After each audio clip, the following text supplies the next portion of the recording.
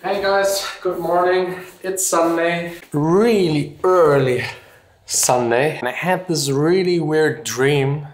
Like weird to the max. Because it was actually that normal. Like normal right now is so not normal that normal in a dream becomes weird.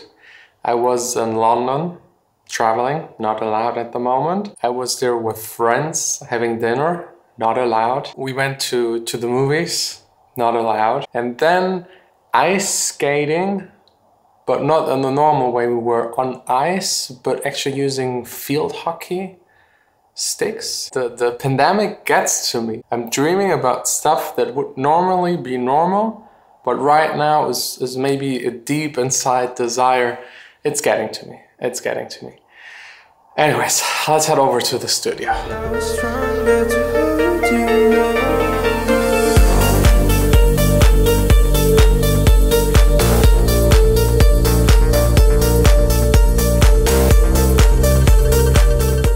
I'm just here today to really quickly just master 2 songs, then back home enjoying the rest of the Sunday with Vanessa, quality time, all that good stuff.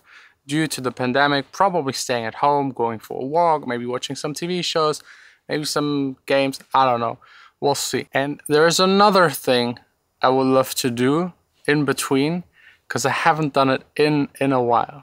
I can't even remember the last time I DJ'd in front of a crowd. Also today not happening, just like a little like training, a little nostalgic kind of feel, a little just listening to music, playing it for maybe half an hour to an hour. And since today I started with dreams, nightmares and that kind of stuff, I would love to share with you like a story. Usually I only do these in hangover story times, but there is no more hangover since the pandemic. I would love to share one story. The first time and the only time I ever in my entire life missed a gig.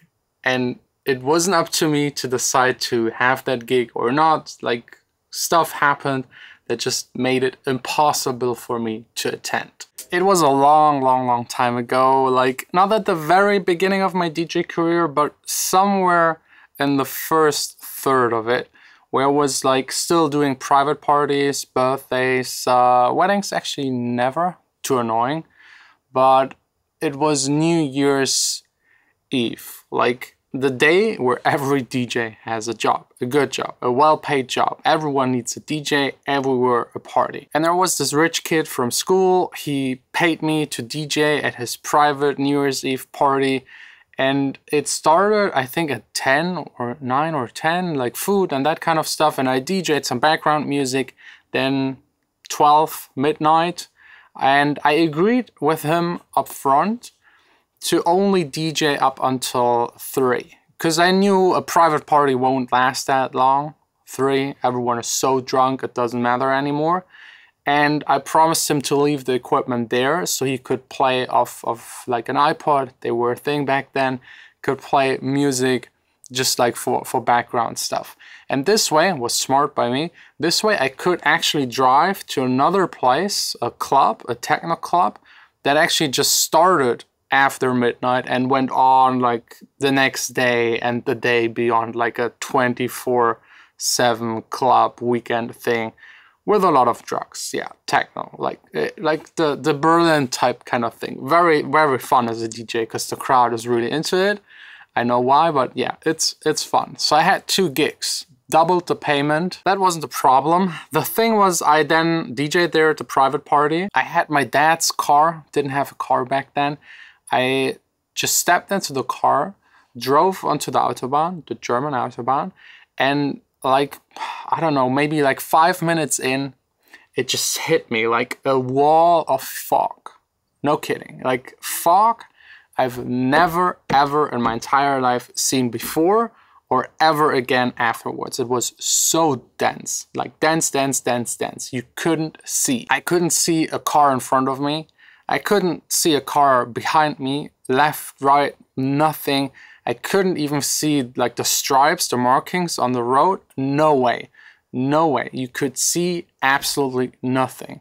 And like turning up the lights brighter, No way. Makes it even worse. Then you illuminate that wall, that white wall, it reflects back and you see even less. Even the fog light, no chance. Absolutely no chance. I was actually scared because I was young and not my car, and I wasn't an experienced driver back then. So I started driving really slow, extremely slow. Like, I'd say if you're good at running, you could have overtaken the car. And everyone else actually did the same. Everyone was super slow. You couldn't see, you couldn't drive, impossible. And I was freaking out a little because I didn't know what to do. Should I keep on driving and not seeing anything and maybe something happens? Should I leave the Autobahn and try to drive somewhere else? So eventually I found an exit, which wasn't that easy. Like, there was a truck in front of me. I kept really close because I could see like his bigger lights. And I just drove behind that truck off the Autobahn onto another road. And those roads in Germany are even scarier because they're like, you can drive up to 100 and there's nothing in the middle. So you see always the other cars coming towards you. And some didn't drive slow, some were like really just nuts. And there is no way to your right to just stop. Like on the right side, the road just stops. So you're stuck between, like, it goes down, very dangerous, and other cars hitting you. So I drove even slower. Eventually, and still, I couldn't see a thing. Nothing, absolutely nothing. Like, there was no way. I still had half an hour to go to get there. I then called the club and told them that I don't know when I will show up, if I will show up. So luckily Gordon was also DJing at that club. He did like the first half. He could take over the second half. But it was like a weird feeling to me because I never ever miss a gig. No matter what happens, I'm there. If I say I'm DJing somewhere, I'm DJing there. Eventually, like driving down this road, seeing absolutely nothing, I finally saw a car standing on the right side parking. Like a glimpse, like a small part of that car. And I figured if someone is parking there, maybe I can also park there.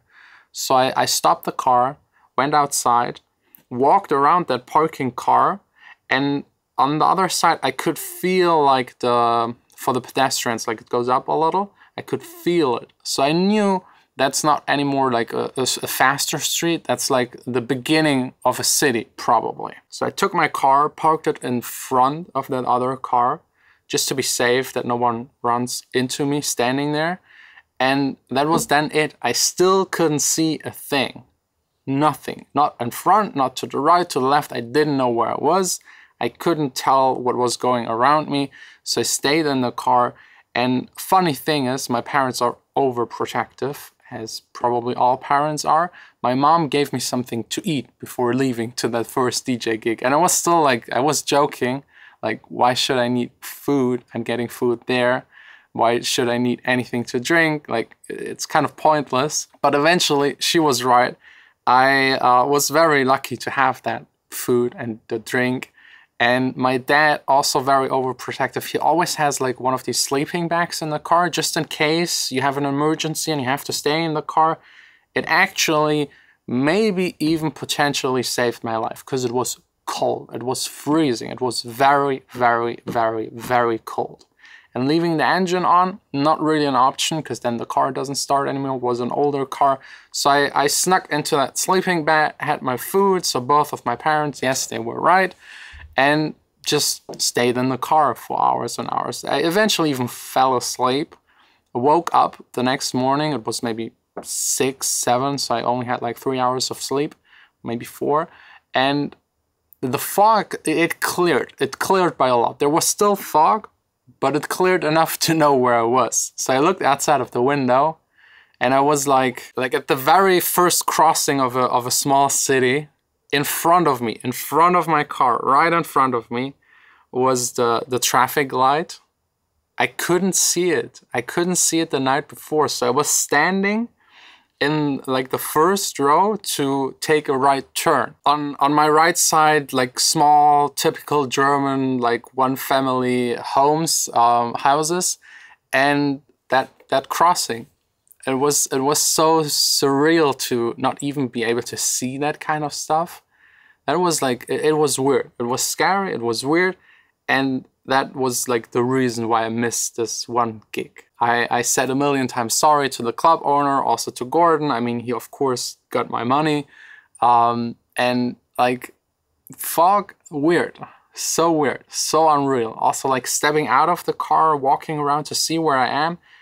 It feels so creepy. It's so cold and like wet. It's like, be careful. I actually got a lot more other DJ stories, like back in the days where I was like touring a lot more. A lot of stuff went wrong. A lot of things happened.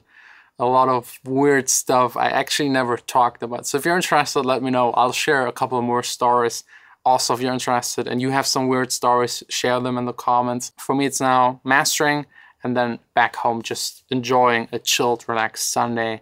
It's definitely deserved. I haven't been at home for the past 3 weeks. I was every single day in the studio.